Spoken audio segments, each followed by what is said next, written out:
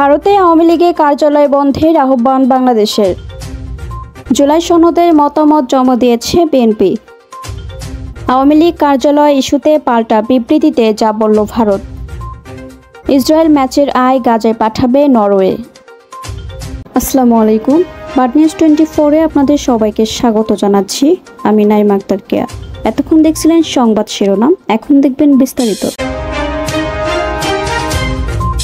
ভারতের মাটিতে আওয়ামী লীগের যাবতীয় কর্মকাণ্ড সহ অবিলম্বে রাজনৈতিক কার্যালয় বন্ধ করতে দিল্লির প্রতি আহ্বান জানিয়েছে ঢাকা। বুধবার বাংলাদেশের পররাষ্ট্র মন্ত্রণালয় থেকে দেওয়া এক বিবৃতিতে এই আহ্বান জানানো হয়। বিবৃতিতে বলা হয়, নিষিদ্ধ ঘোষিত আওয়ামী লীগের অনেক নেতাকর্মী যারা মানববিরোধী অপরাধে অভিযুক্ত, ভারত থেকে চালানো তাদের কর্মতৎপরতা দুই দেশের সম্পর্কের উপর নেতিবাচক প্রভাব ফেলছে। ভারতের রাজধানী দিল্লি ও কলকাতায় বাংলাদেশ কার্যক্রম নিষিদ্ধ থাকার রাজনৈতিক দল আওয়ামী লীগের অফিস স্থাপনের খবর বাংলাদেশ সরকারের দৃষ্টি আকর্ষণ করেছে। ভারতের মাটিতে আওয়ামী লীগ নেতাদের ক্রমবর্ধমান বাংলাদেশ বিরোধী কার্যকলাপের অংশ হিসেবে এই ঘটনা ঘটেছে। মানবতা বিরোধী গুরুতর অপরাধের কারণে বাংলাদেশে বেশ কয়েকটি ফৌজদারি মামলায় পলাতক আওয়ামী লীগের অনেক সিনিয়র নেতা এখন ভারতীয় ভূখণ্ডে রয়েছেন। বিবৃতিতে আরও উল্লেখ করা হয়, এটি বাংলাদেশের জনসাধারণের মধ্যে নেতিবাচক অনুভূতির পাবলিক সেন্টিমেন্ট উদ্রেক করতে পারে, যা দুই নিকটতম প্রতিবেশীর মধ্যে সম্পর্ক আরও উন্নত করার জন্য উভয় দেশের চলমান প্রচেষ্টাকে প্রভাবিত করতে পারে।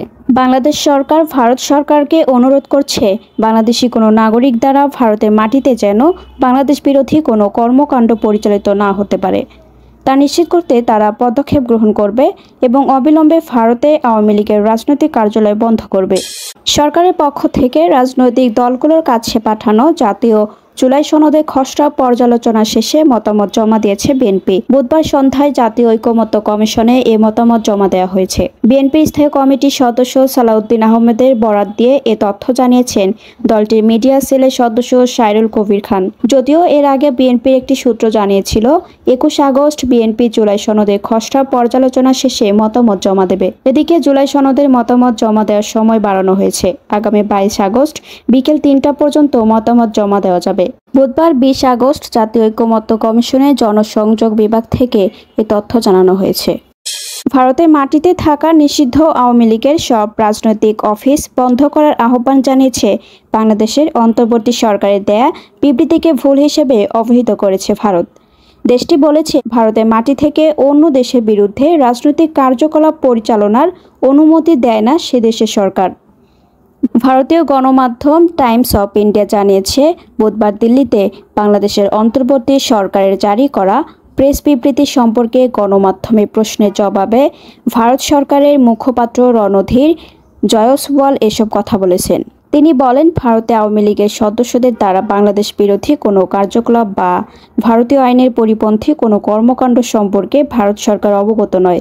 সরকার ভারতের মাটি থেকে অন্য দেশের বিরুদ্ধে রাজনৈতিক কার্যকলাপ পরিচালনার অনুমতি দেয় না। তাই বাংলাদেশের অন্তর্বর্তী সরকারের প্রেস বিবৃতি ভুল।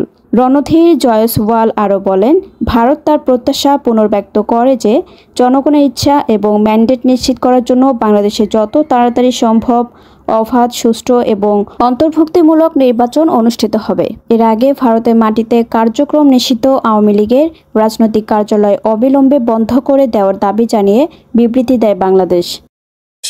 ফিলিস্তিনের গাজায় ইসরায়েলের অন্যায় হামলার প্রতিবাদে দারুণ এক উদ্যোগ নিয়েছে নরওয়ে ফুটবল ফেডারেশন। বিশ্বকাপ বাছাই পর্বে ইসরায়েলের বিপক্ষে ম্যাচ থেকে প্রাপ্ত আয় গাজায় জরুরি সহায়তা কার্যক্রমে দান করার ঘোষণা দিয়েছে তারা। অসলোতে আগামী 11 অক্টোবর ইসরায়েলের বিপক্ষে মাঠে নামবে হালান্ডোরা। নরওয়ে ফুটবল ফেডারেশনের সভাপতি লিসে ক্লাভেনেস এক বিবৃতিতে বলেন, গাজার সাধারণ মানুষ দীর্ঘদিন ধরে যে মানবিক কষ্ট ও অসমাত্রার আক্রমণের শিকার হয়েছেন তা থেকে আমরা কিংবা অন্য কোনো প্রতিষ্ঠান চুপ করে থাকতে পারি না। আমরা চাই এই ম্যাচের আয় এমন এক মানবিক সংস্থাকে দিতে যারা প্রতিদিন গাজায় মানুষের জীবন বাঁচাতে কাজ করছে এবং জরুরি সহায়তা দিচ্ছে। এতক্ষণ আমাদের সাথে থাকার জন্য আপনাদের সবাইকে ধন্যবাদ। পরবর্তী সংবাদ দেখার জন্য আমন্ত্রণ এবং সাবস্ক্রাইব করে বার্ড নিউজের পাশে থাকুন।